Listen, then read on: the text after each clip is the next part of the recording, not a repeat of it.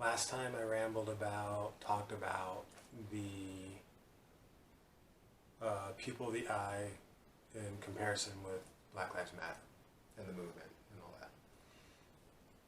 And I don't know if I'm gonna revisit that topic again anytime soon.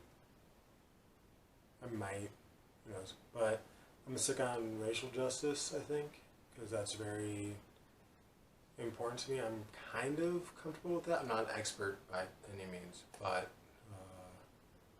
fairly comfortable in the conversation of racial discord, racism discord, whatever word you want to use. But I'm going to go today with the advent of divine justice, which I think it's important to point out that it was a letter, not a book. It's not necessarily important to know, but for some reason I like to always point out that it's a letter written by Shoghi Effendi and not a book written by Shoghi Effendi. My dad likes to point out that it was written on Christmas Day. I forget what year exactly, 19 something. 53? 38.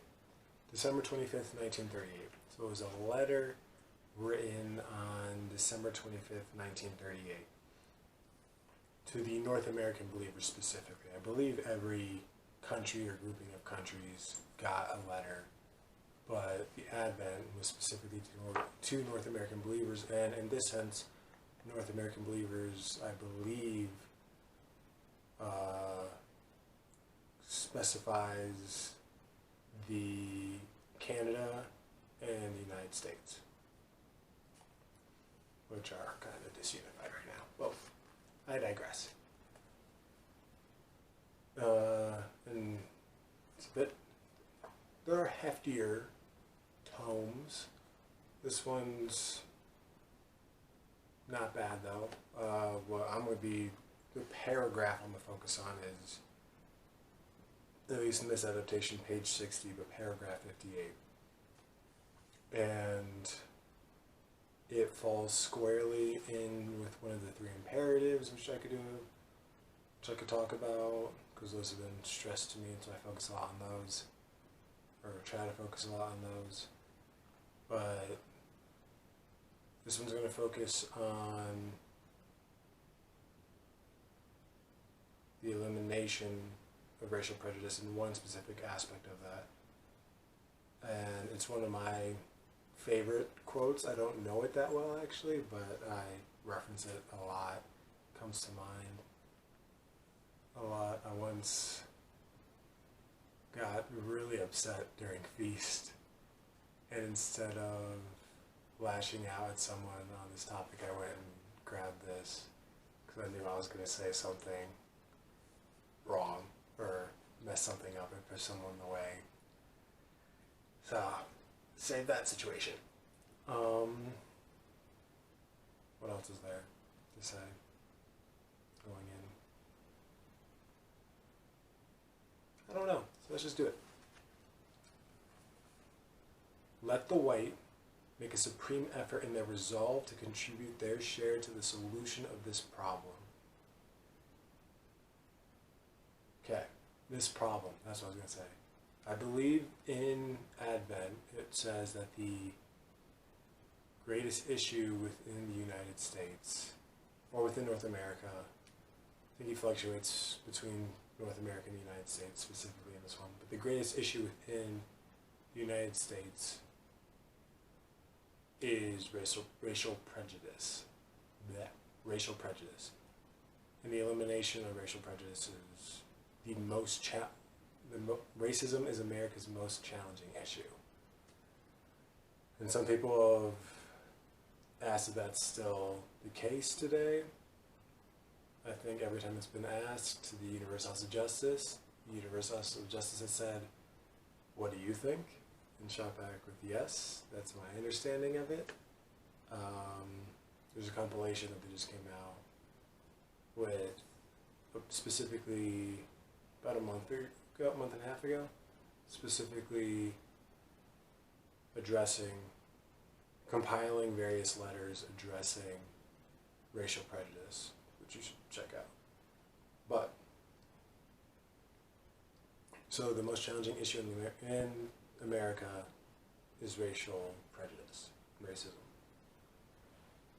Let the white make a supreme effort in their resolve to contribute their share to the solution of this problem, to abandon once and for all their usually inherent and at times subconscious sense of superiority, to correct their tendency towards revealing a patronizing attitude towards the members of the other race, to persuade them through their intimate, spontaneous, and informal association with them of the genuineness of their friendship and the sincerity of their intentions, and to master their impatience of any lack of responsiveness on the part of a people who have received for so long a period such grievous and slow-healing wounds. Let the Negroes, through a corresponding effort on their part, show by every means in their power the warmth of their response, their readiness to forget the past, and their ability to wipe out every trace of suspicion that may still linger in their hearts and minds. Let neither think that the solution of so vast a problem is a matter that exclusively concerns the other. Let neither think that such a problem can either easily or immediately be resolved. Let neither think that they can wait confidently for the solution of this problem until the initiative has been taken and the favorable circumstances created by agencies that stand outside the orbit of their faith. Let neither think that anything short of genuine love, extreme patience, true humility, consummate tact, sound initiative, mature wisdom, and deliberate, persistent, and prayerful effort can succeed in blotting out the stain which this patent evil has left on the fair name of their common country. Let them rather believe and be firmly convinced that on their mutual understanding, their amity and sustained cooperation must depend more than on any other force or organization operating outside the circle of their faith, the deflection of that dangerous course so greatly feared by Abdu'l-Baha and the materialization of the hopes he cherished for their joint contribution to the fulfillment of that country's glorious destiny. Kind of heavy. And Shoghi Effendi does not like periods. So I'm going to try and go through and talk about each sentence.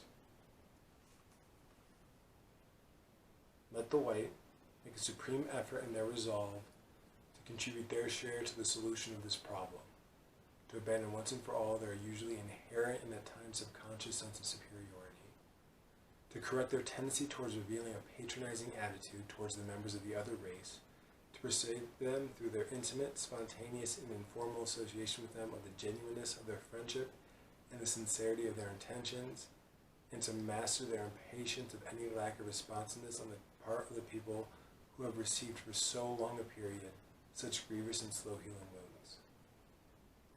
So, it starts with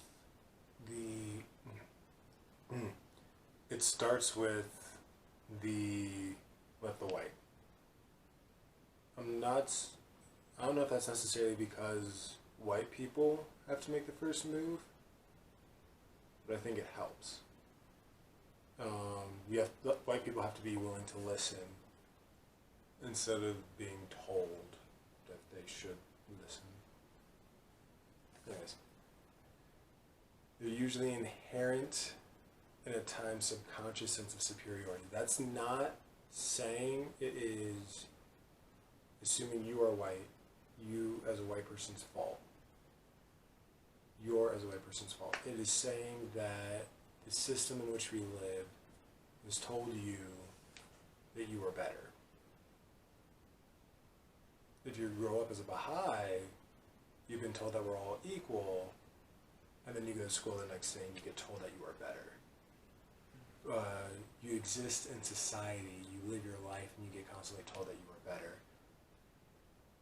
It is a reflection of what you see on screen, what you hear in music. There's a whole thing that I could go into that would very much get off this topic, which I'm going to try and stay on, though I might just go ahead and make a video on that at some point. We'll see. But the media that you consume, the advertisements that you're shown, a bunch of subtle things that say that you're better. But the writings say that that's not true. So you kind of have to like have this inner turmoil, I guess, about which one is better. Not which one is better, but which one is true. And then work for that. Even if it's hard. And sometimes it's subconscious, and you take a step back and reevaluate yourself, and I know I have to do that sometimes in various situations. Not so much I'm thinking I'm better, or something, but I'm thinking something's unjust.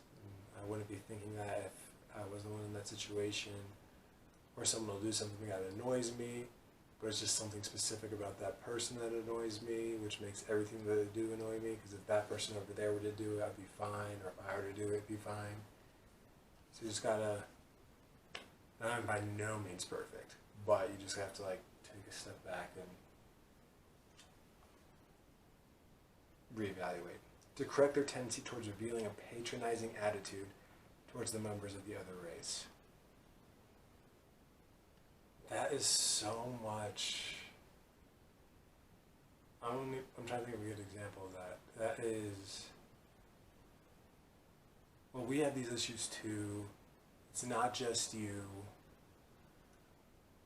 It is,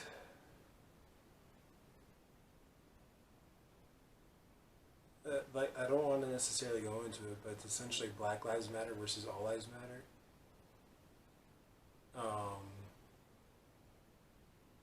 Black people are being killed, but white people get killed too. And you can use the analogy of like, all houses matter. If one house is burning down, but you're spraying water on your house, because all houses matter and you don't want your house to catch fire, but your house isn't going to catch fire unless you put out the fire. If you put out the fire on the house that is burning, kind of deal. And so that's one interpretation of what patronizing attitude could mean. It could be, oh, it's not that bad, I guess. I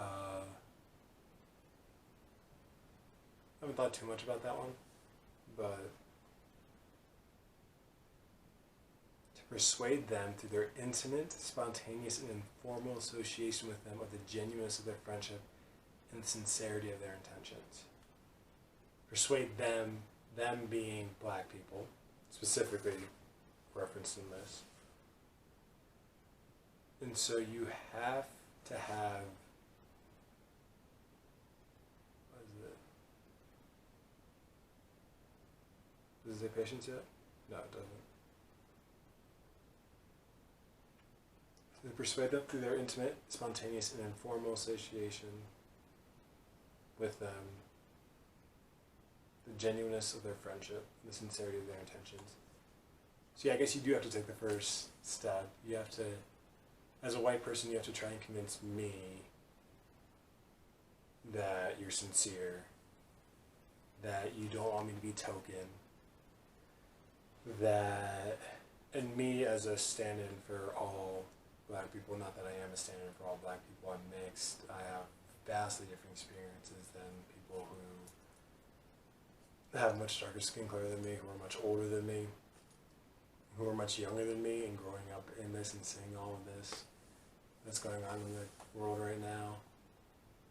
But you have to convince me that you actually want to be my friend and don't want me to be like, but I'm not racist, we're diverse. We have this one black guy, in this case who's half-ish. That's a whole other conversation. But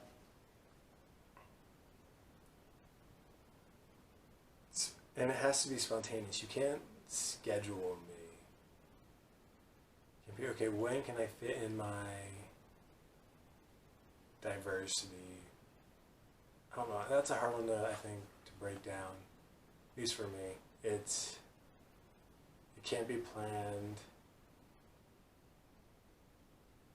I think it's, you see the opportunity and you have to take it. You can't the oh, not right now, oh, I'm not feeling right now. It's like, oh, yeah, I see that. I can go and do that. I think about when I was having breakfast with my dad, this Black Lives Matter activist, I guess, came over, was across the street. So we were eating outside because the dining room was closed, socially distancing. And across the street, this guy showed up. And I guess he was a Black Lives Matter activist, and he started yelling at everyone who's eating outside of Macy's. Swearing, which wasn't really helping his case. But at one point he started chanting, he wished he could have met Trayvon, he wished he could have met George Floyd. And this started listing off, I believe, a bunch of names of various people who have been killed since the start of, or galvanized the start of the Black Lives Matter movement. And my dad and I found that to be very disrespectful, and because it was going out and doing that is a very planned thing. Okay, we're going to go here, we're going to protest, we're going to do a demonstration. Protest might not be the right word there. Demonstration. And my dad and I just felt like it was very disrespectful because I also don't feel like he didn't mean what he was saying. He doesn't wish he could have met Trayvon, he doesn't wish he could have met George Floyd or any of the others. He wishes they were still alive, maybe, and I'll believe that, but if he wished he could have met them, he would be going out of his way. But I guess that's not spontaneous either, but he'd be going out of his way to meet black people. He would have come across the street, because my dad and I were the only two black people on the entire street. He would have come across the street and instead of yelling at us, sat down and had a conversation with us, because we could very much be the next person we see on the news. Or maybe even not see on the news, but is a victim. And so it just doesn't feel very spontaneous in that sense, and he wasn't being spontaneous. Granted, I think it's a very important thing to know. I don't believe he was a Baha'i. I don't think he was. And as a Baha'i, you're not supposed to impose your beliefs on other people, as I understand it. You can teach them, you should teach them, you should share the faith. But you're not supposed to be like, this is what's right. Which I'll also bring up later on. But, and to master their impatience of any lack of responsiveness on the part of a people who have received for so long a period such grievous and slow healing wounds. So it's very easy to, I'm doing the work, but I'm not getting any response. Well, those wounds run deep. There's a study that was done that says the most depressed generation in American history, or I think in the world, and generation and group of people specifically, were the children of Jews who were killed in the Holocaust. And a lot of groups were actually slaughtered in the Holocaust, including Baha'is. Not to make light of the situation or to detract from the horror in the atrocities that were committed against the Jewish people, but there were more than just Jews who were tormented. But that's the point. And we're back. Okay, I noticed my battery's getting low, so I wanted to fix that. So the study said that the descendants of the Jews who were slaughtered or descendants of the Jews who survived the concentration camps during the Holocaust were the most depressed group of peoples in history. And it kind of just went into proving genetic memory and how that thing can kind of be passed down. Genetic memories kind of, I think, is a really cool subject. But I think the first time I heard that study years ago, my thought was always, what about slaves? And I just don't think the research was done, or has been done, or there was any desire for it to be done, just because of the opinion of black people in the country. So I just think about, because it wasn't just like one generation, it was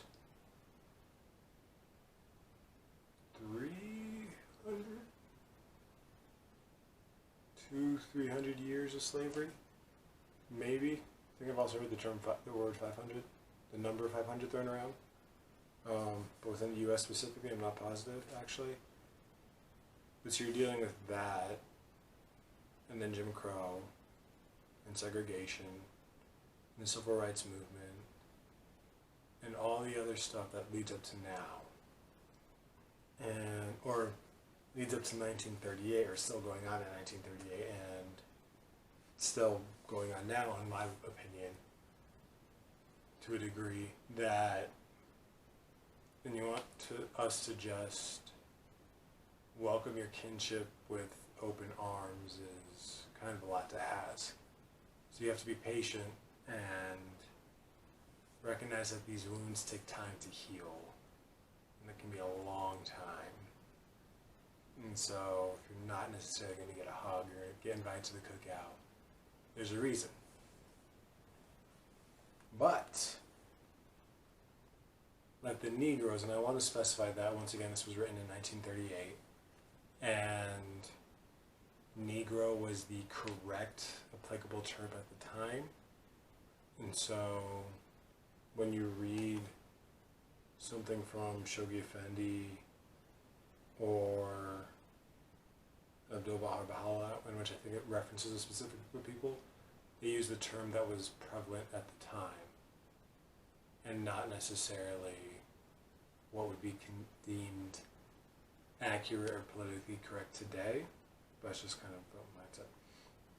Let the Negroes, through a corresponding effort on their part, show by every means in their power the warmth of their response, their readiness to forget the past, and their ability to wipe out every trace of suspicion that may still linger in their hearts and minds.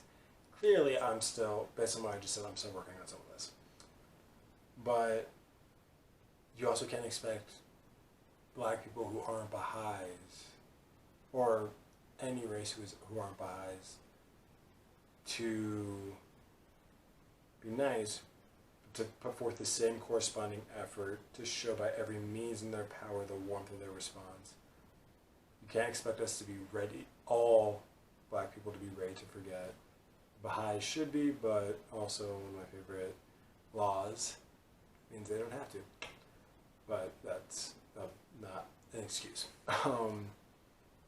Their ability to wipe out every suspicion that may still linger in their hearts and minds. So we need to try, and you need to try.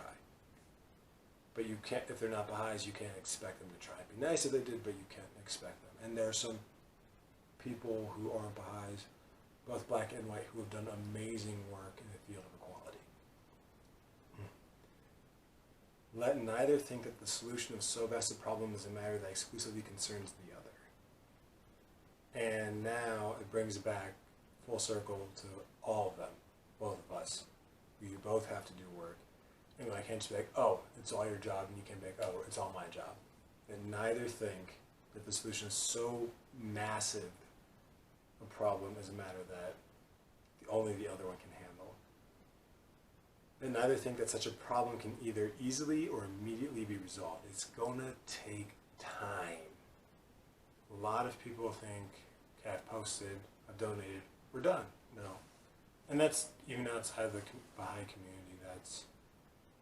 It's very easy to be like, okay, I've posted, I'm good. But no, there's more to it. That neither think that they can wait confidently for the solution of this problem until the initiative has been taken and the favorable circumstances created by agencies that stand outside the orbit of their faith. We got to do it. We can't wait for someone else to. That is a very easy way to paraphrase that. They neither think that anything short of genuine love, extreme patience, true humility, consummate tact, sound initiative, mature wisdom, and deliberate, persistent, and prayerful effort and succeed in blotting out that stain which this patent evil has left on the fair name of their common country. We're both here, we both got to deal with this stain. Is how that ends. But it's going to take a lot of love. It's going to take a lot of virtuousness on all sides to rectify the mistakes that the forefathers, the founders of the country made, wrote into being, perpetuated, and that are generally applauded in some ways, in some circles today. It's going to take a lot of work. Let them rather believe and be firmly convinced that on their mutual understanding, their amity, and sustained cooperation must depend more than on any other force or organization operating outside the circle of their faith. The deflection of that dangerous course so greatly feared by Abdu'l-Baha, and the materialization of the hopes he cherished for their joint contribution to the fulfillment of that country's glorious destiny. Again, let them, so both of us, and then I'm not exactly sure what the dangerous course is. I'm assuming, especially in the context of this, it would be segregation. I believe in the early days, so I've heard multiple stories. One of, sliding dividers that you can get in hotels with conference rooms and ballrooms. One thing I'd heard was a community would intentionally host feast in those, and they would leave it cracked, and so they'd have the blacks on one side and the whites on the other, so they could kind of illegal for them to be in the same room, but so they could be in the same room. So I'd heard that, and that's good stuff. I've also heard from my dad and his experience that when,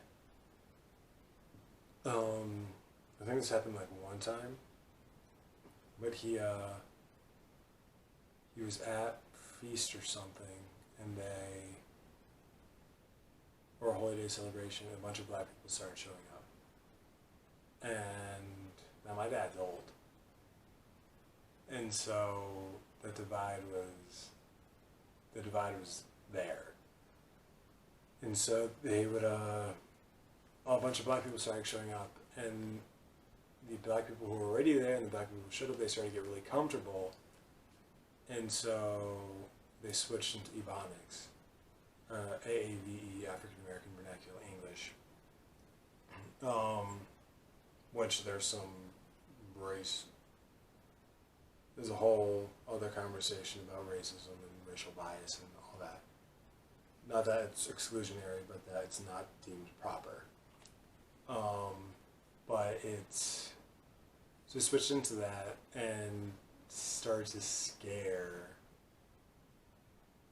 while being loving and showing love to one another, they started to scare the white Baha'is who were around them, and they started to leave. This is how my dad retells it. And they started to leave. And so, just out of fear. And so I'm guessing it's lack of impatience, and it's just segregation, and that's the dangerous course. So I'm not sure actually what that means.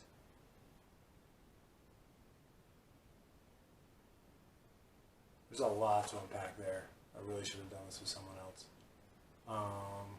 Hey Colby, you want to do it? So, one of the reasons I did this, I do want to keep going, kind of, as a way to just deepen myself. Granted, I've stuck with what I know right now. But last night, I was actually talking with a friend of mine, Colby Jeffers, who has a podcast called Elevated Conversations, and he jokingly started the conversation off, sent me a message saying, when's the next episode? And so I was thinking about doing this one anyways, and so that was really what prompted me to do it. And he's actually been studying this, so we might get that in the near-ish future, is a collaboration between him and I, a joint conversation, a join to ramble on Advent. So yeah, a lot of work needs to be done. If that's the one takeaway you got, great. A takeaway I prefer would be go and read this letter, study with your community. I feel like everyone should do that. I know I did it when I was serving, and so a lot of the points that were made, or points that were drilled in while we were serving, have stuck with me. Or not stuck with me, but I see as the predominant points in Advent. And so while there might be others who see it differently, or pull out different points, or remember different points, I remember the 3 imperatives and let the white. So that's it for this one, I guess. Peace.